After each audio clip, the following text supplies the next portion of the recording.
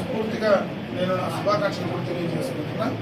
మరీ ముఖ్యంగా ఈరోజు ఈ ఎన్నికల్లో తెలుగుదేశం పార్టీ గెలుపు కోసం ఎవరైతే కష్టపడ్డారో ఈరోజు కార్యకర్తలు కావచ్చు, నాయకులు కావచ్చు, వీళ్ళందరూ కూడా చాలామంది ఈ యొక్క ఎన్నికలకు దాదాపు 6 నెలల నుంచి కూడా శ్రమించినటువంటి సందర్భాన్ని ఒకసారి గుర్తు చేసుకుంటూ ఈ ఎన్నికల్లో తెలుగుదేశం పార్టీ విజయానికి, అదేవిధంగా పర్సనల్గా నా విజయానికి కావచ్చు, పార్లమెంటు అభ్యర్థిగా పోటీ చేసేటువంటి ధర్మల ప్రసాదరావు గారి విజయానికి కావచ్చు, కష్టపడినటువంటి ప్రతి ఒక్కరికి కూడా మనస్ఫూర్తిగా నా ధన్యవాదాలు కూడా తెలియజేసుకుంటున్నా. ఓటర్లు కానీ మా యొక్క ఎన్నికల్లో మా గెలుపు కోసం కష్టపడినటువంటి ప్రతి ఒక్కరికి కూడా మనస్ఫూర్తిగా కూడా నా కృతజ్ఞతలు కూడా తెలియజేస్తున్నాను.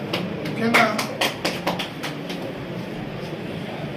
ఈ ఓటింగ్ సరళి ఎప్పుడు గత ఎన్నికల్లో ఎక్కడ ఆంధ్ర రాష్ట్రంలో కనపడినటువంటి సందర్భం లేదు. అయితే ఈ దఫా ఈ రకమైనటువంటి మెసేజ్ మనం ఇస్తున్నామంటే భవిష్యత్ తరాలు కూడా ఓట్ల పైన అవగాహన పెరగడానికి, ఎందుకంటే ఈరోజు ప్రతి ఒక్కరిని కూడా ఓటు హక్కు వినియోగించుకోమని ప్రభుత్వం చెప్తా ఉంది, స్వచ్ఛంద సంస్థలు చెప్తా ఉన్నాయి.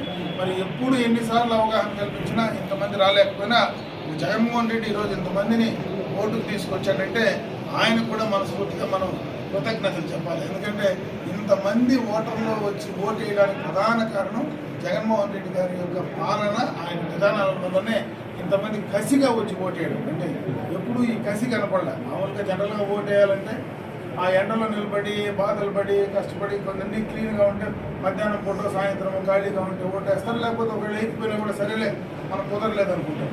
అట్లా కాకుండా పొద్దున్నుంచి ఎండలో నిలబడి ఓట్లు వేసేటువంటి కసి ఈరోజు ఓటర్లు వచ్చిందంటే దానికి ప్రధానమైనటువంటి కారణం జగన్మోహన్ రెడ్డి.